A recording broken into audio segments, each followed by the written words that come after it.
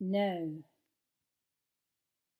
I have seen the mirage tremble, seen how thin the veil stretched over apparent time and space to make the habitable earth the enclosed garden. I saw on a bare hillside an ash tree stand, and all its intricate branches suddenly failed as I gazed, to be a tree and road and hillside, failed to make a world.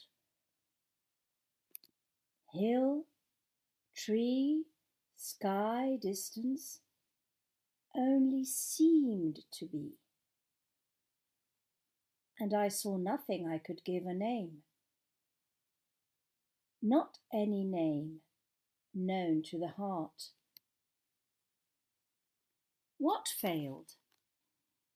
The retina received the differing waves of light, or rays of darkness, eyes, hands. All senses brought me messages that lifelong I had believed.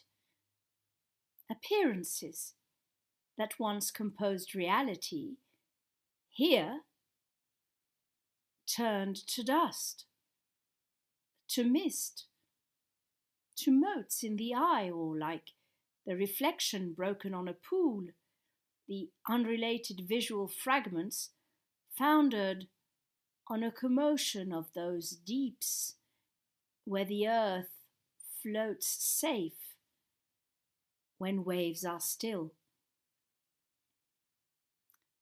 The living instrument, when fingers gently touch the strings, or when a quiet wind blows through the reed, makes music of birds, songs, words, the human voice. Too strong a blast from outer space. A blow too heavy breaks and silences the singer and the song. A grief too violent wrecks the image of the world on waves whose amplitude beats beyond the compass of the heart. The waves subside, the image reassembles. There was a tree once more, hills and the world, but I have seen the emptiness of air, ready to swallow up the bird in its flight, or note of music, or winged word, the void that traps the rabbit on cropped turf as in a snare, lies at the heart of the wren's warm living eggs in pollen dust of summer flowers, opens within the smallest seed of grass, the abyss that now and always underlies the hills. Death, and it is broken. The delicate apparatus of the mind, tactile, sensitive to light, responsive to sound, the soul's instrument, tuned to earth's music, vibrant to all the waves that break on the shores of the world.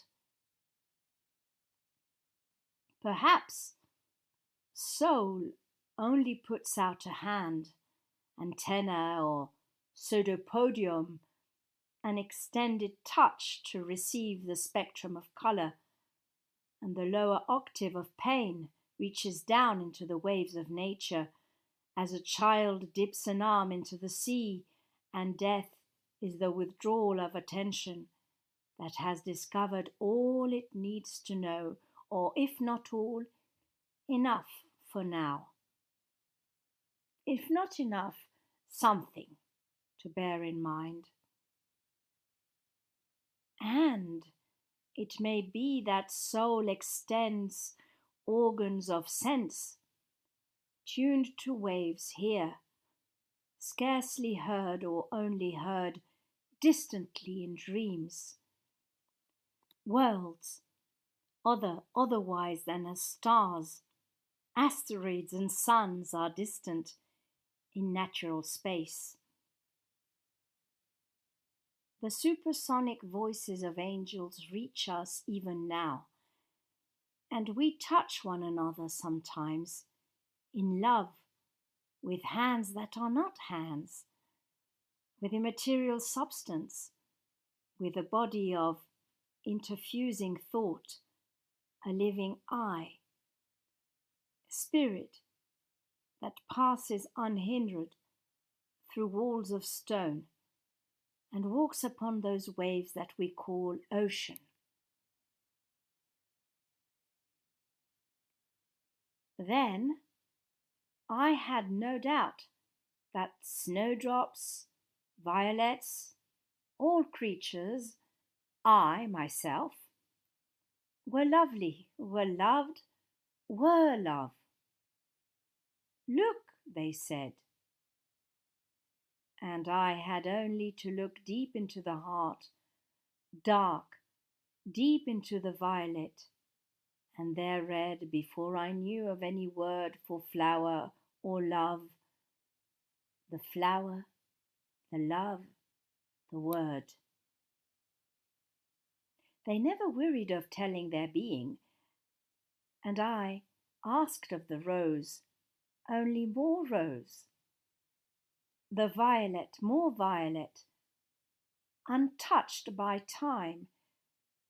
No flower withered or flame died, but poised in its own eternity, until the looker moved on to another flower, opening its entity. I see them now across a void, wider and deeper than time and space. All that I have come to be lies between my heart and the rose, the flame, the bird, the blade of grass. The flowers are veiled, and in a shadow world, appearances pass across a great toile vide, where the image flickers, vanishes, where nothing is, but only seems. But still, the mind, curious to pursue, long followed them as they withdrew deep within their inner distances, pulled the petals from flowers, the wings from flies, hunted the heart with a dissecting knife, and scattered under a lens the dust of life. But the remoter, stranger scales, iridescent cells, spindles, chromosomes, still merely are, with hail, snow crystals, mountains, stars, fox in the dust, lighting, gnats in the evening air, they share the natural mystery, proclaim I am, and remain nameless. Sometimes, from far away, they sign to me. A violet smiles from the dim verge of darkness. A raindrop hangs, beckoning on the eaves. And once, in long wet grass, a young bird looked at me. Their being is lovely, is love.